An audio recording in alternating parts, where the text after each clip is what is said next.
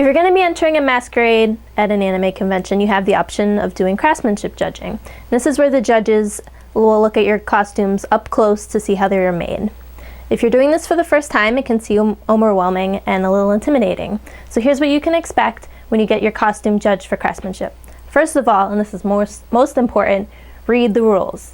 Then read them again, carefully. The masquerade director puts a lot of work into creating these rules, and it will answer 99% of the questions you may have. It'll also explain what division you're in. It's usually novice, intermediate, or journeyman, craftsmanship, or just novice and advanced. It's based on how many awards you've won in the past. So check the rules to see what your division you're in. When your costume will be judged, it depends on the convention. A lot of times it'll be the same day as the masquerade, usually Saturday, or sometimes it's the day before. Again, this will be in the rules, and make sure you show up for your time. You might want to show up a little bit early just in case, but don't be late or you might get disqualified. You want to bring a picture of what you're cosplaying with you. It should be at least one full-length color photo that shows the whole outfit, and if you can, something of the back. The judges, don't know what every costume looks like, and even if it's someone like Naruto or Vash the Stampede that pretty much everybody knows, they're not going to remember everything from memory, like exactly how many buttons are on Vash's coat or anything like that. So it's very important to bring a picture so they know what you're recreating. And it should be an actual picture, not a picture on your laptop or an art book, because they're probably going to hold on to it and don't expect to get the photo back. Now, you're not expected to make every single part of your costume. No one expects you to cobble your shoes or put together your wig yourself, but craftsmanship is about making your costume. So if you bought or commissioned your costume, you will not be eligible for craftsmanship. However, if the person who made it, say it's your friend, if they want to go into judging, they can, as long as they're not part of another group or anything like that. So they can be eligible for the award. Or if it's someone else in your group that made the costume, that's totally fine. Even if you just made one thing, like your jacket or even your prop, bring that in, because you could, win an award for that, like, best prop or something like that. So it's a good experience as well. But if they find out that you got something judged that you didn't make yourself, you have run the risk of being disqualified. Now, a good idea of what to do is to make a list of what you made for your costume. I think it's a good idea to start from head to toe, from your wig to your shoes, so you don't forget anything. And some conventions, especially sci-fi conventions and costume conventions, like to see documentation. It's not seen a lot of anime conventions, but it's really cool to see as a judge how you made your costume. Things like sketches, progress pictures, notes, fabric samples, details, things that show the progression of your costume and how you made it. Now the judges will expect you to do most of the talking, but they'll ask you questions like, which parts are purchased and what did you make from scratch? What was difficult? What did you learn? What are you most proud of? What kind of patterns did you use? Did you make your own? Did you modify store-bought patterns? What kind of fabrics did you use? What kind of stitches did you use? What kind of hand sewing did you use? Finishing? What did you do for your wig? Did you style it, dye it, your makeup? Everything like that. They really want to know what you did for your costume. So I brought an example of one I recently made. This is Mio from K-On! From the Don't Say Lazy video in the ending song.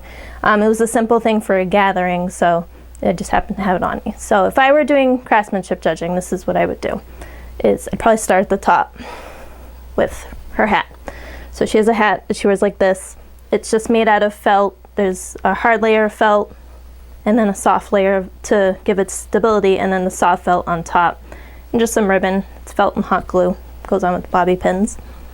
The wig I bought at Dorothy Wigs in Boston.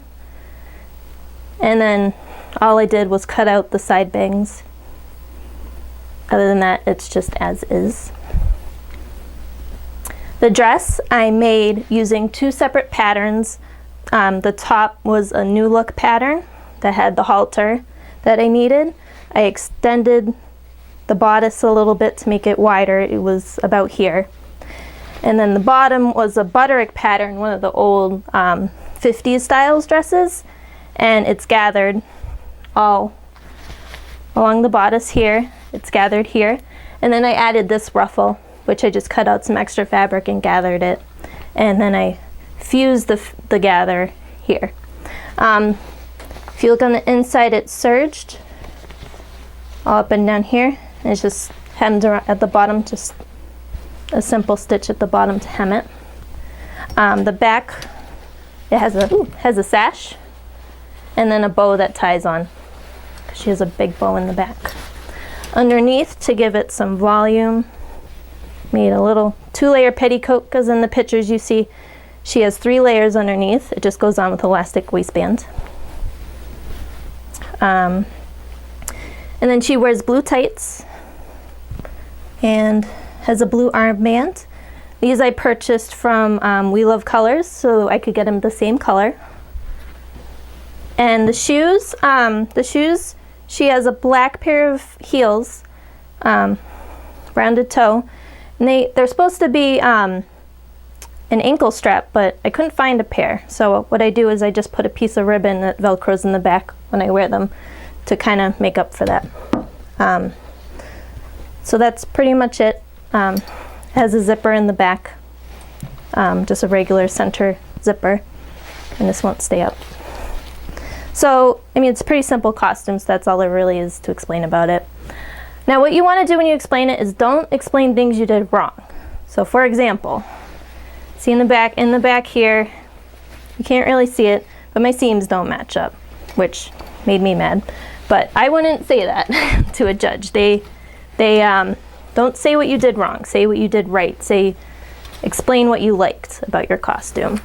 If you needed to make modifications, say the skirt was too short for your liking, or your character has floor-length hair like Ryder from Fate's Day Night, you really only want to deal with like a hip-length wig, you know, you can explain that, but don't explain where you messed up or anything like that. They probably won't notice. And lastly, read the rules. Again, you want to, that way you know how things are going to go. But masquerades run differently at each convention, so be sure to read those rules and don't go on past experiences from other conventions.